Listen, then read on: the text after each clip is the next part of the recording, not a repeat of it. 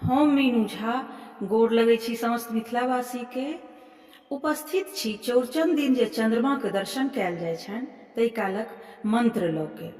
कोनो कारणवश चंद्रमा के चौड़चन दिन दर्शन नहि कयल जाइ छनि। ई बहुत जगह ई प्रथा अछि जे हुनकर दर्शन ओहि दिन नहि कयल जाइ छनि किछु श्रापके कारणेसँ। लेकिन अपन मिथिलामे चौड़चन दिन दर्शन करबे टा करैए। तकर ई अछि जे केओ खाली हाथ दर्शन नहि करैए आ बिना हाथमे किछु नेने हुनकर दर्शन नहि कयल जाइ छनि। तही कालक ई मंत्र छी दर्शन करैके। अहाँ सबसँ निवेदन जरूर ई मंत्र सीख के आ या पढ़ि के अपने लोकनि दर्शन करब तऽ सुनू। रूपम देहि जयं देहि भाग्य भगवान देहि में, धर्मान देहि धनम देहि सर्वान कामान प्रदेहि में, सर्वान कामान प्रदेहि में, सर्वान कामान प्रदेहि में। यह छल चौड़चन दिन का दर्शनक मंत्र।